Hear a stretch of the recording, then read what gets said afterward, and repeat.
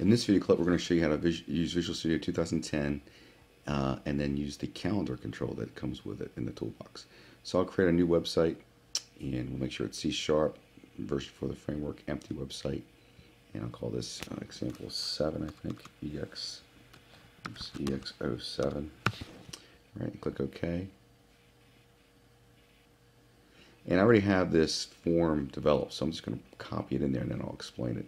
So I have this calendar form that we've already done here, so I'll copy this and click over here and paste it in. What you could do if you're starting from scratch, where's my paste, there it is all you would have to do is be right click, do a new item, and then when it comes up for a new item, instead of default, just call it calendar.aspx and you'll get the same thing I have. So what have I done? If I open up calendar ASPX, let's take a look at what we have here. So over on the toolbox, you'll find the calendar control near the top. Bring this over. So I use the calendar control and just dragged it over.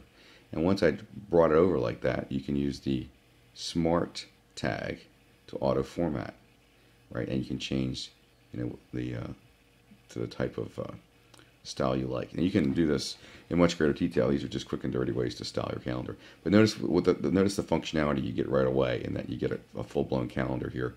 And all you had to do was basically drag over. Let me just drag it over so you can see what happens when you first do it. That's it. And you get all that functionality. And then when you use the auto format control, it puts in the border style, the font size, the width, the styles for the headers, and selected day styles and titles and all that. So it does that for you, right?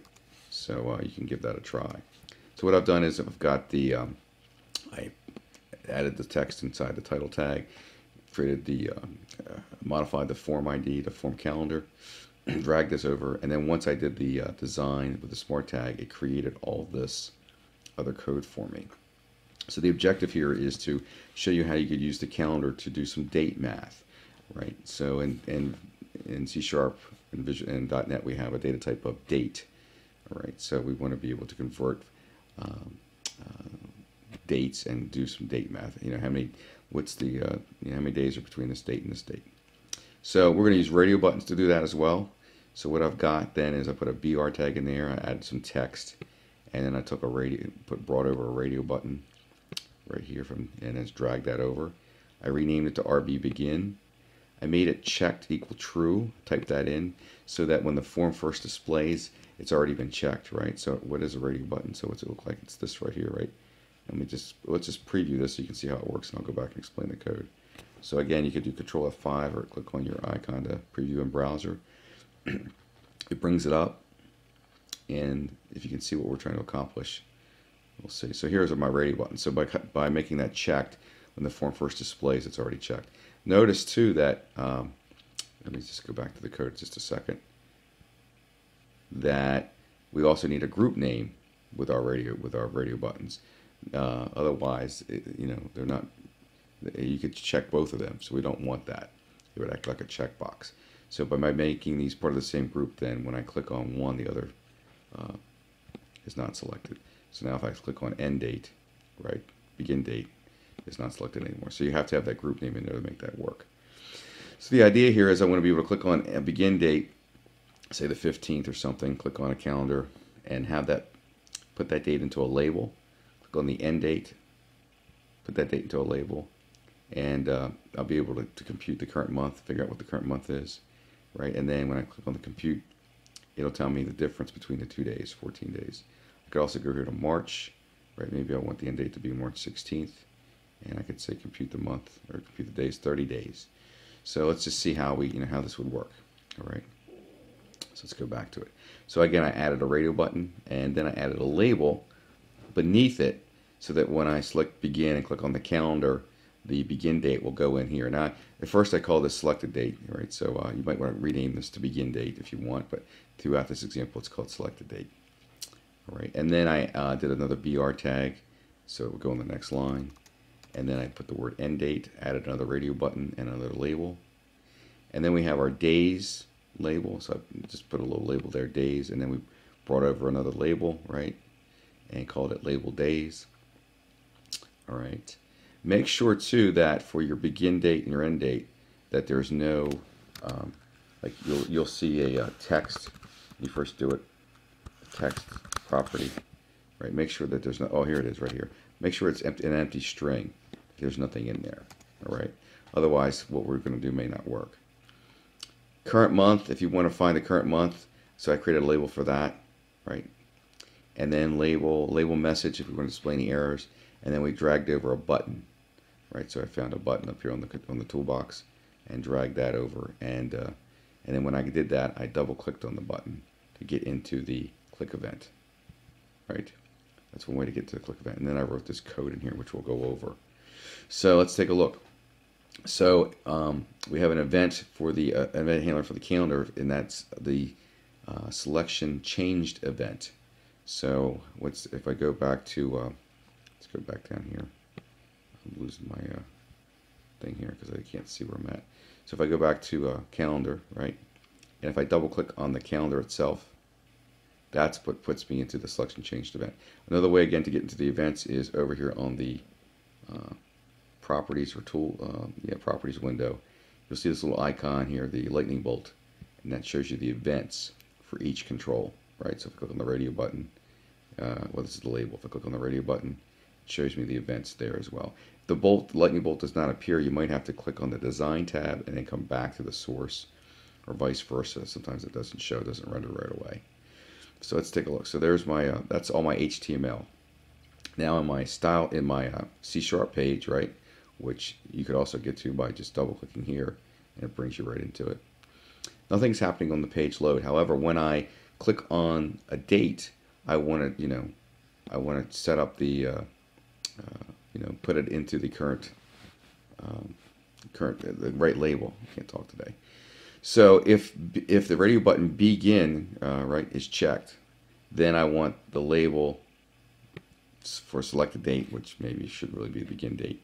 I want that to say, show me the date, and I want to format it into, there's different ways you could do this. I could just type in, again, the IntelliSense is very important here, just type a period, and you can see, well, how do you want it displayed, right? So you have to convert it to string. I could string, long date, or I could do time. So I did a short date string, right? But if you leave it blank, then you'll just get the date and time, and you can play around with that, right? So if you want long date, you can do the long date. So I'll do short date, right? And then semicolon. Same thing if the ending, well, I forgot my braces, parens. And then if the end date, or the radio button for the end date is checked, then when I click on the calendar, it'll go into that label, right? And one of the things we wanted to do is make sure that the beginning date was not greater than the end date. So we did a little if statement here that said if the selected date, which we're calling the begin date, is if the length of that text box, or length of that text, is greater than 0, and the length of the end date is greater than 0, then we want to do a date check, right? We created our own event handler. We call it a date check. We just typed this in. So this code here we actually typed in. The other event handlers were generated for us. So we just started typing in protected void, and we typed this part in. And we have to convert whatever's in the label to a data type of date time. So convert dot to date time, right? And then we put that in parens. And so if the selected date or begin date is greater than the end date, then we're saying in the label message, we're saying begin date cannot be greater than the end date. So that's going to display on the screen. Now here's the code for the button click. So when we click on the button, here's what happens. We create a variable called begin date. I prefix it with the type of data type it is, like DTE for date. Old habits die hard. So I have two date variables, begin date and end date. And what I do is I take the date, or the data that's in the labels, and I have to convert that now to a type of date, right, or date time, actually, because we have to have the same data type if we're going to do any date math, right? So we convert that, and then there's another data type called time span, and I create a variable called DTE, date difference, and then I do the math. Date difference equals the ending date minus the beginning date, because now it's all the same data type, basically. Time span and date time, pretty much same date. It's still data type. And then once I have that difference, then I display that in the label message. Now I could display I can compute, if I do date diff dot, and you can see what I have days. I could compute the difference in seconds. How many minutes is it between this date and that date?